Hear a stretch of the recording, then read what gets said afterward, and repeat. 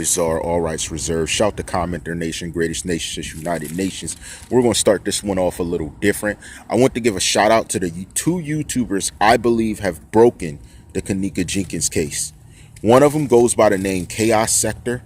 The other one goes by the name 54 Keys. Chaos Sector is continually uploading. 54 Keys has not uploaded in a while. Nonetheless, these two have brought into light a lot of things that were not seen, that were synonymous with a lot of the thoughts I had in my first video speaking on Zack TV and T Streets. I'm going to get into it without delay. This first one is called the Triangle Offense. You have to understand, aside from the Friends angle and different things Zack TV was looking into, 54 Keys did an excellent job of alienating the Triangle Offense. Now, what is it I speak of? There was a food and beverages manager, there was a security guard, and believe it or not, there was a front desk manager, okay? Now, where they each alleged play into, that has yet to be truly admitted by them themselves. But here's the thoughts. Go over to 54 Keys channel and watch their last videos dealing with the food and beverage manager. Go over to Chaos Sector where he speaks about the security guard and his interactions around the whole situation. Also, I want you to go over then to 54 Keys and look at the food and beverage manager video where he also shows the front desk manager. Now, here's what the thing is. And we're going to get into the statements made by the manager, but watch him carefully on camera. This man on camera, there is allotted time periods that cannot be accounted for, in which this person who is a food and beverage manager is within the area of the kitchen that was recently opened up. It was called the Kosher Kitchen. And him being in these areas, he only seems to exit them as police enter. So before he even had direct contact with police, he was exiting areas synonymously as if he sensed them coming. And this is what brings us to the front desk manager. There was a maintenance man that 54 Keys shows that was entering the area that received a random contact while being in the area walking around. Now, here's the issue with this. He was only there for a minute, but that means someone was continually watching security footage to make sure things occurred a certain way.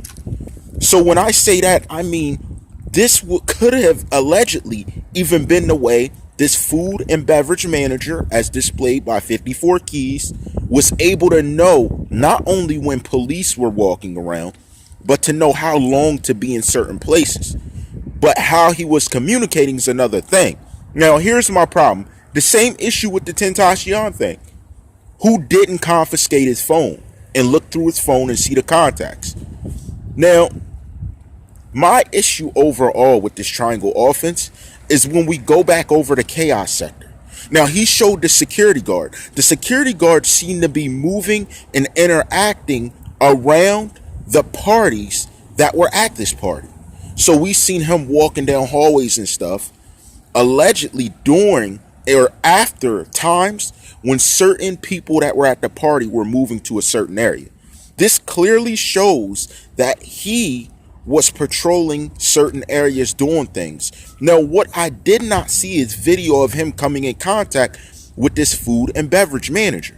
So let's presume that in an alleged thought-provoking situation, a food and drink manager was slated to travel and do certain things in one area. But then in the other, the security guard, so they were covering 50-50 both sides. And then you have a front desk individual that is consistently watching the area at which the body was found. If we presume this to be a plausible situation, this would make the perfect triangle offense to not only avoid law, but also to avoid any contact that is not prohibited to benefit the situation of what's going on. Everybody knows in sports a triangle offense is deadly, but let's think of it in this terms, that if a triangle offense was used, you not only have eyes everywhere, but you have someone that's moving around just as you are to accomplish a united goal. So it could have been that contact, if it is not seen in camera, but we do see phone contact at the front desk. Now, 54 Keys brought up a very good point.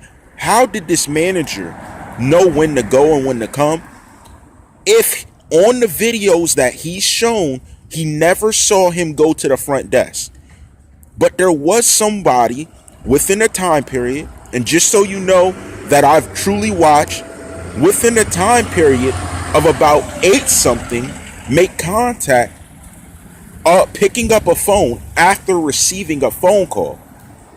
So within this triangle offense, I'm alleging that there was a coach, someone that was above that made contact with the front desk. So you had, in a sense, a backup watch to make sure the watchman's eyes were clearly depicting and seeing the different circumstances that were going on.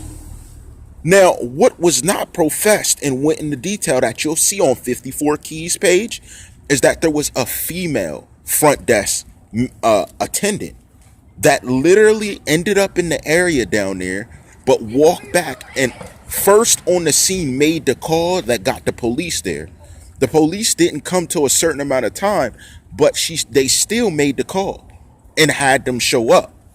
This is troubling because what this tells me is that there had to be a set amount of people that knew about what was going on to make contact with maintenance, to make contact with the policemen after all of this was going down. But my curiosity is the same as 54 Keys. Why, when contact was made with police and they were showing up to these areas, were you leaving the area, but then going back to the area after the police left?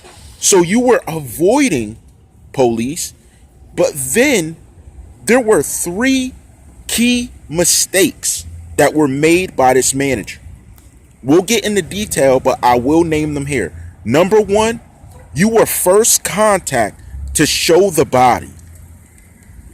After they searched the area and found nothing, you miraculously took him directly to where the body was. That's a red flag. That's a red flag. We just searched it as a team, but you walk right to where it's at. Number 2, in your statement that we're going to get into later, you already said, and I don't know if anybody realized this, I didn't hear 54 Keys expand on this part, but you said you shook her legs to wake her up.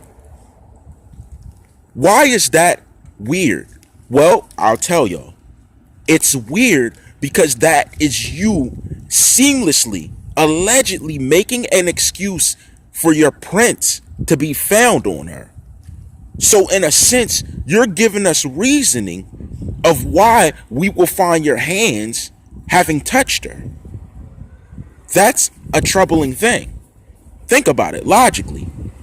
So you said that you shook her legs to try and wake her up.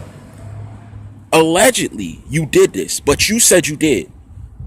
That alone is the perfect excuse for your prints to be found on her legs.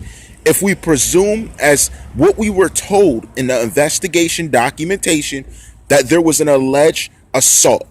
So if they found your fingerprints on her legs, you would claim that's when I shook her to wake her up. So first contact, your fingerprints having in hands, using your hands to grab legs to wake someone up. But all you said you saw were legs. So if you grabbed their legs to try and wake her up, how wouldn't you see the whole body? You had to be standing in front of it. That makes no sense to me. And the third mistake that you made was to blame an engineer for not checking the temperature and you having no clue. Now, 54 Keys already called out another key part about the lights. How didn't you know if the lights were on or off? Because that would have to be your fingerprints on the light at some point in time. But if they were to realize you turned them on or off, then that would alienate your statement. So number 1, you couldn't say you just saw legs. Because if I turned on lights, I would have to see the whole body. The other one would be if you were touching the lights and they figured you turned it off. Well, they say, why did you turn the lights off back there? You see, his statements he gave were very curious. And this, me mentioning it, is for the reason we're going to go into on the next one that I'm trying to talk about, where I'm literally going to go into another aspect that was brought up. These two have done a wonderful job. I'm just literally speaking on what I'm beginning to realize from the evidence between the both of them, showing very critical information. Stay tuned. You rocking with the one. All rights reserved.